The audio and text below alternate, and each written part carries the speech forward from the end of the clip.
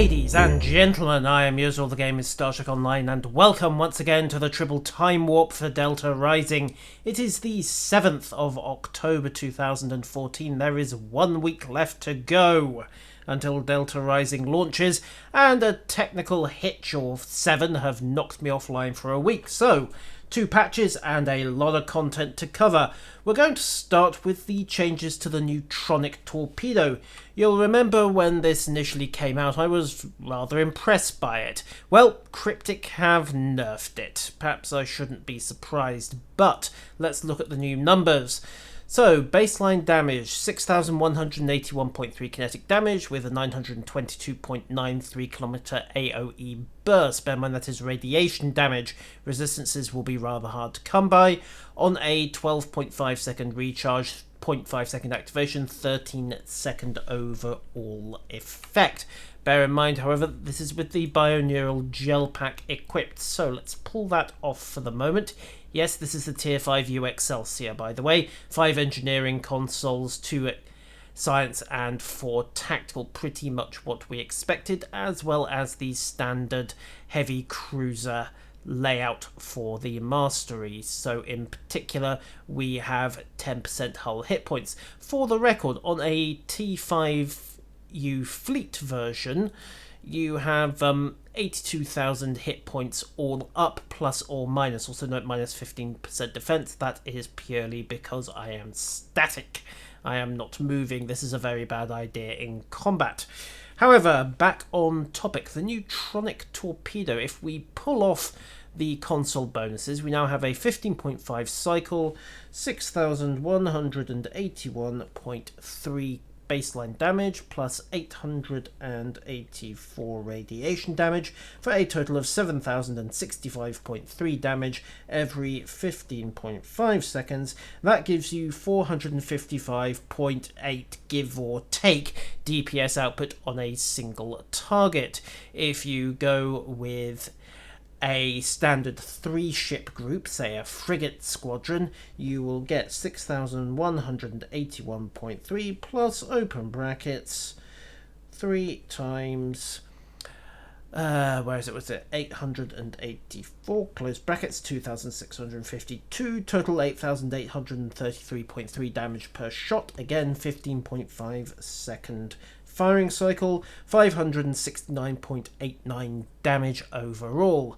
For comparison, a gravimetric photon torpedo single target manages 537 damage. So if you are up against a multiple target squadron at baseline, you should be in the lead with the Neutronic torpedo. However, obviously resistances will factor into that, and also, well, let's face it, the whole point of those single 3 target squadrons is that they die very quickly, so perhaps you're not going to get maximum mileage out of the Neutronic torpedo anyway, and certainly you won't get maximum mileage if you're up against, say, a heavy artillery ship or a single heavy cruiser of broad type.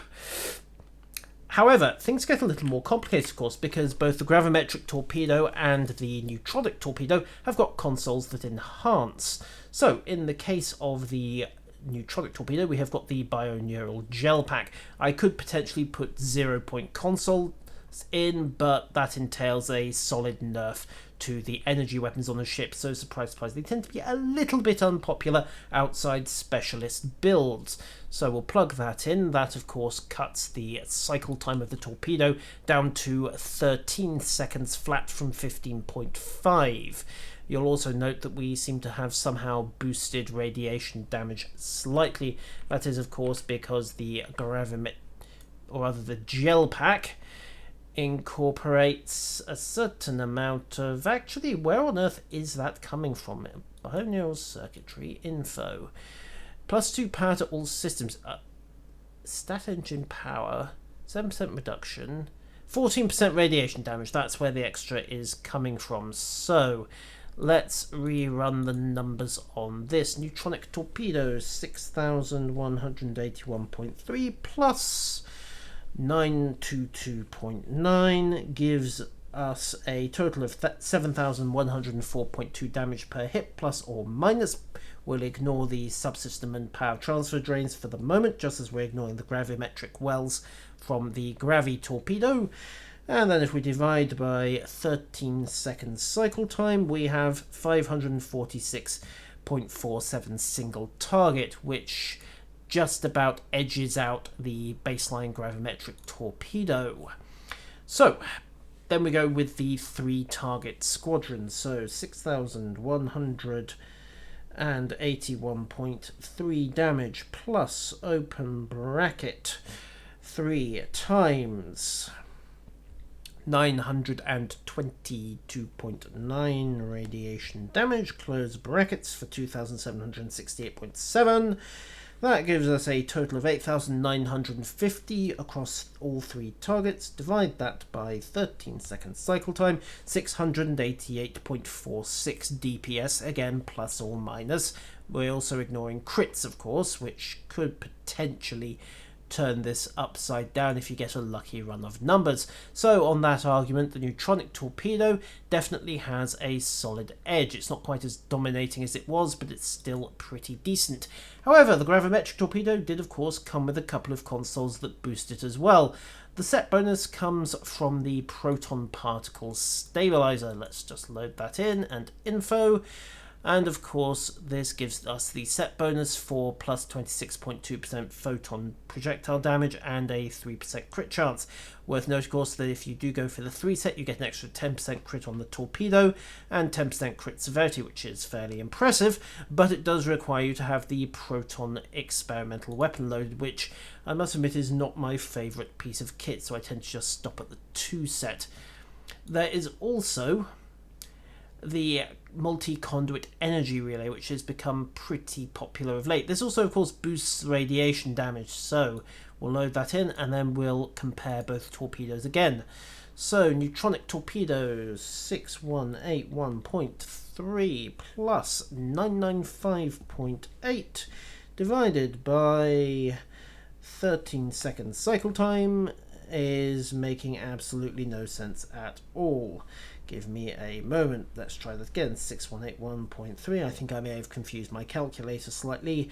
Operational precedence can be a pain in the neck at times. Plus 995.8 gives us 7,177.1 on the shot. Divide by 13 gives us a total DPS output 552.08.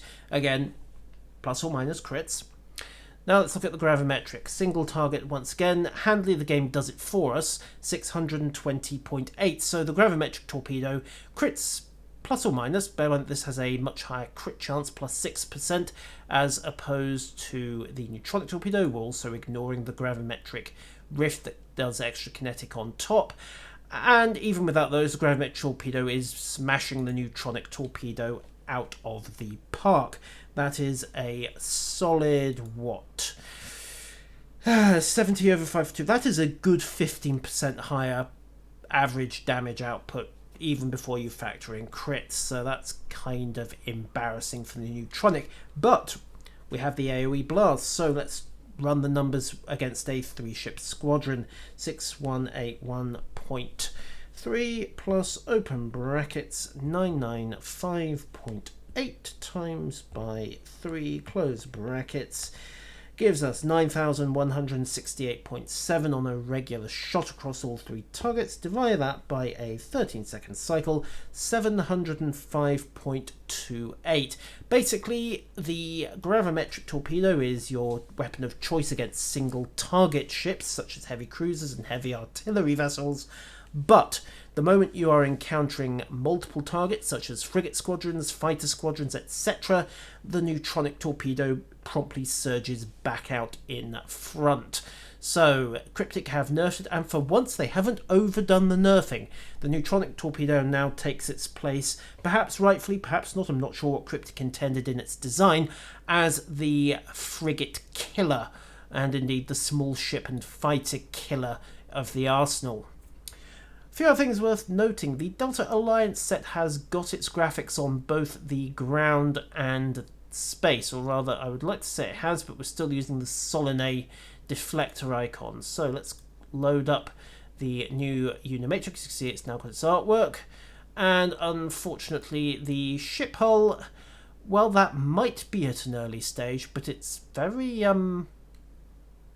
grey, I think is the best way to sum it. And we're also getting a bit of Z fighting on the nacelle glows between the green and the blue. What happens if we kick up to this? Well, it's not counter command anymore. You can see there that it's not got the dispersal and wavy trails that we'd come to expect from the counter command set. There's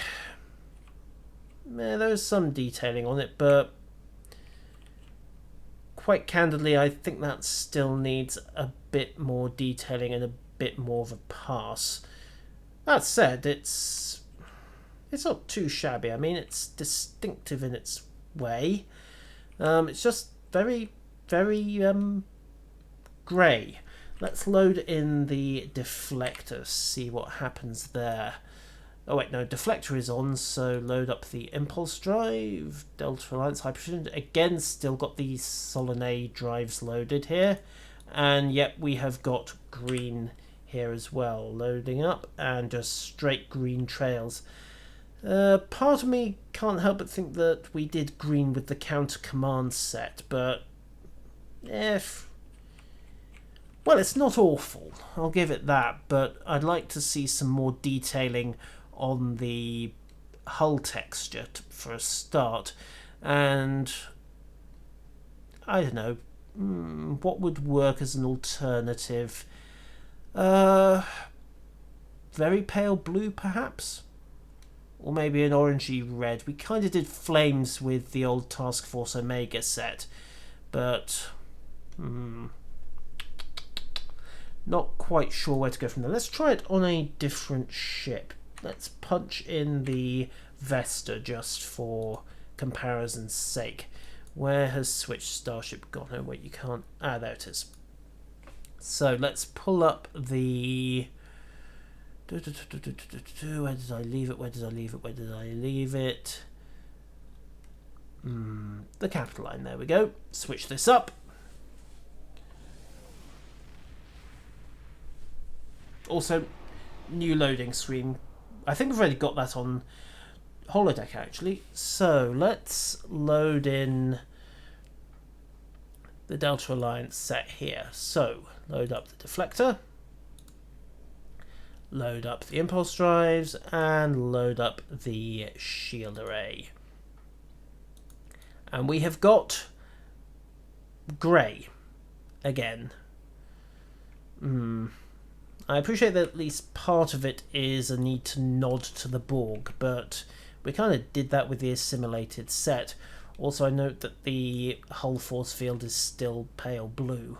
Now, granted, that's something specific to the Vesta. In fact, have they tweaked that? Because I don't remember seeing that opaque crystalline effect on it with quite such an obvious link before. But then again, that may just be a combination of new graphics drivers and new operating system. But again, I think the overall opinion I've got of the Delta Alliance looks at the moment is that it's rather plain, for want of a better term. Also, numbers are still showing as junk on the side of the hull. But as I say, it's not hideous. Might look better on something like the Avenger, which would manage a nice, decent battleship grey to go with its overall no-nonsense aesthetic. But overall, quite candidly, I don't think that is going to lure me away from my Mako Mark 12 anytime soon. Speaking of which, let's switch back. Adapted Mako, and adapted Mako. As I say, much more variety there, it has to be said. More colour, more pizzazz, really. A bit more life. Anyhow, let's get on to some various bits and pieces. What else? Oh yes, Delta Reputation. The original version of the Delta Alliance core, of course, required the warp core from the Trajector set to get to the Delta Sector block. This is now part of the Tier 1 reputation. I know this got the Klingon icon for some reason. They appear to have copied and pasted the Def Era system transwarpability and just altered the destination, so that needs to be tidied up. But let's hit the transwarp anyway, because we have a system patrol or two to deal with. And first up is going to be the Farn system, purely because it happens to be closest. You'll notice that systems now have star icons, for want of a better description. This is across all sector blocks and does make it a bit easier to pick out stars, especially when you're somewhere like Eta Eridani. Also, the sector block icons are a bit more three-dimensional. That's a nice little aesthetic bump up. And the battlefield's got its own bracket icon just to make sure you catch it. Also, we're about to go right past the Farn system, so we'll take a sharp left here and then see where this takes us.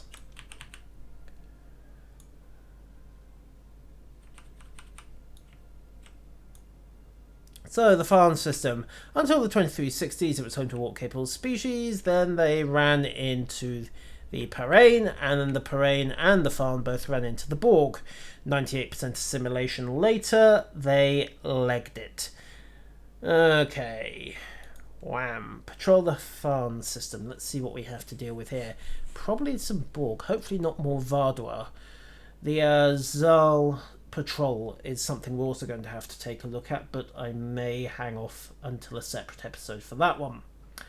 Alright.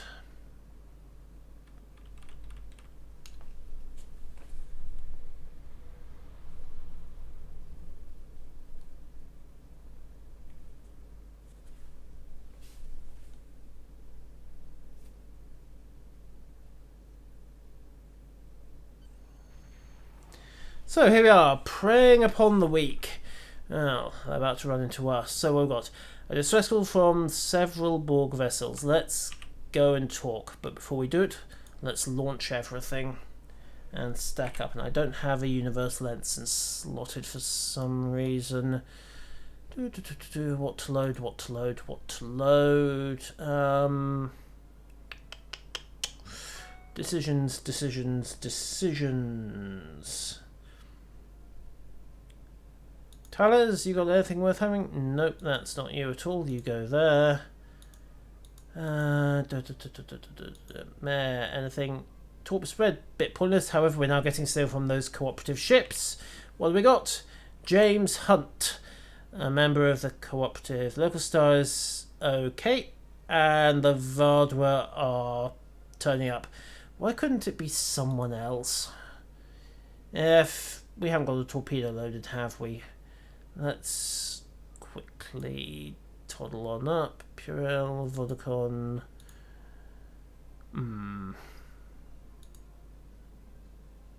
That'll do.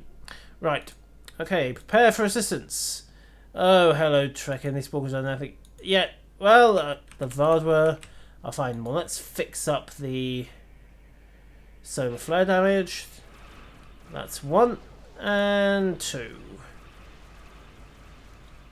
Go, go, Borg. Are we witnessing another bad case of opposite shield hull work? Fine, no matter. Let's get the heal pop going. And yes, it is working on our allies, I hope. Target the Vardua. Let's begin the hammering. And have a gravity well. Yes, we're firing through the cube. Oh, we're being jammed. As the emitters can clear the fires. Oh, right, that was a solar flare, wasn't it? Fine. Well, we don't appear to have caught fire anyway. Get another. Boom. Get another fire out, and we just lost the entire wing in the space of a few seconds. Ouch. Oh well, they'll be remembered. Pop out the transporter clones. Also, patch up the hull quickly. Okay, tachyon beam out. Just drain what's left of the shields. And let the forward cannons finish the job. Boom. Level 60. Ding ding. Oh, more Vardua. Fine. We can do this. Have the biggest phaser in the game. Whoa, that was another solar flare. I think it's hitting everybody, which is kind of a nice touch. The sun cares not for your petty squabbles. Let's just call in some backup, and call in more backup, and then repair, loop around, and hazard emitters out. Polarize the hull, shield reinforcements on, and commence with the beating.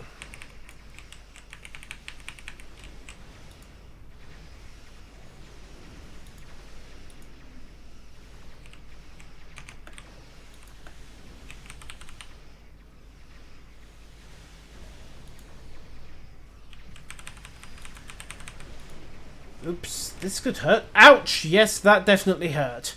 Solar flare plus a Vardwer. Operations 2264 damage from hull fire, and then the Polaron cannon barrage did most of the rest. That's hitting pretty hard. Toggle damage history off and respawn. That's worth having. That's a nice addition, by the way, Cryptic. Okay, so we have infinite repairing Borg. That's worth knowing. Let's just wander up and have a word then. So, Gravwell out, spread fire, and go.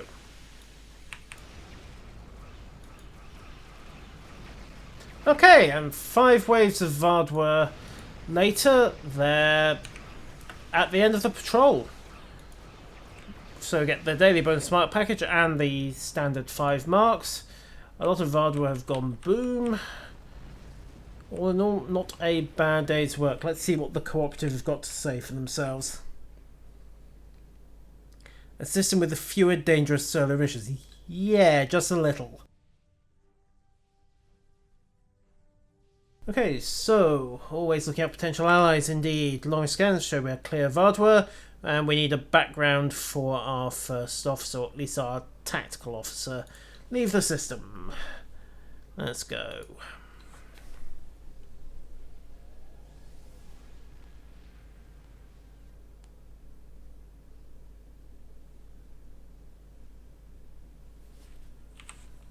Right, and that brings us to the end of Better with Friends. So contact Delta Quadrant Command. What do we have? Mark 12. Triple accuracy Mark 12 phase array. Oh wow, that's a nice little choice if it wasn't slightly obsolete.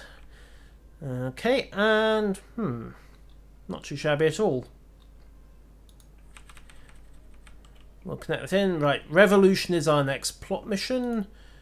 And okay, and they have given Burgess a first-person script rather than the third-person writer's Bible. If we weren't safe on Earth, typo there, not if we weren't save. It's recruited out there, wouldn't have it any other way. Delta became but I think there's the tip of the spear. Okay, so that's Burgess. Right, so I'm going to leave it there because we've been going for about 20 minutes, give or take.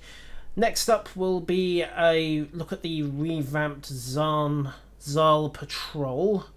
That, when I first did it, was a 35-minute hell slog. It'll be interesting to see what Cryptic have done to improve that one. And until then, ladies and gentlemen,